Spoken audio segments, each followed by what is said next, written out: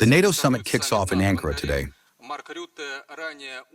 Mark Rutte has previously stated that alliance members must invest more aggressively in manufacturing capabilities. And just a few minutes ago, he made another statement indicating that American hardware, such as Abrams tanks, will be manufactured in Europe.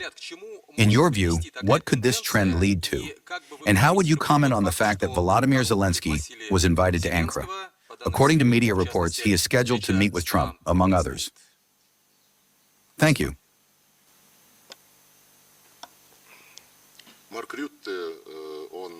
Mark Rutte has developed his own style, a style presumably meant to showcase his theatrical abilities in a genre of, satire and irony,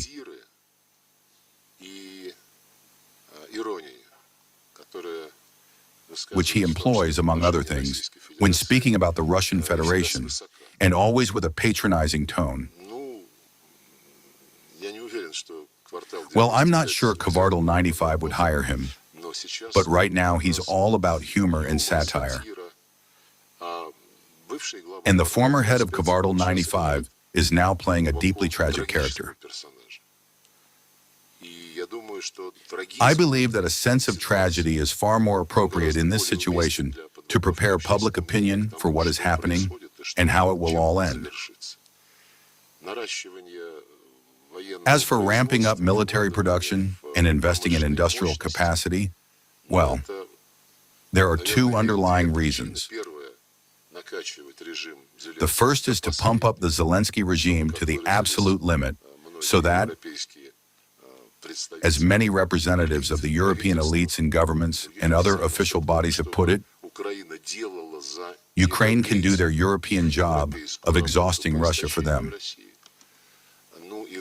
Secondly, without such steps, it would be impossible to conceal the dismal state into which the European economy, including the German economy, is falling.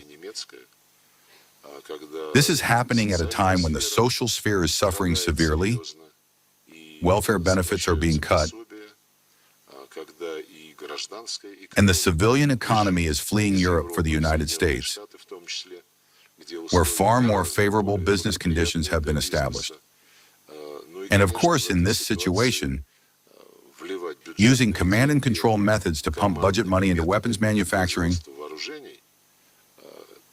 is a way to somehow keep the economy afloat. How will this end? Well, at some point, it will surely come to an end.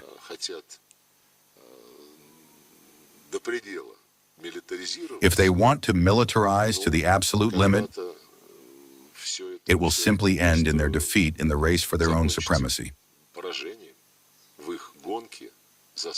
As for Germany being at the forefront of this, we have already commented on that. Germany is nostalgic for the days when it gathered all of Europe under Nazi banners. Now they have found a standard bearer in Zelensky. I do not rule out the possibility that someone might want to wrest that banner from his hands and begin fighting Russia directly. For now, however, they claim they are not at war with us. That is completely disingenuous. They are providing direct support to the Kiev regime through weaponry, intelligence, and satellite data, as well as supplying the information necessary for targeting and programming the lethal weapons used to shell Russian citizens and civilian infrastructure.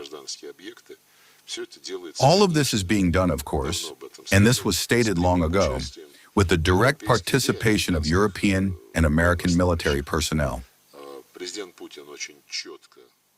President Putin stated very clearly that unlike our interlocutors, we respect agreements.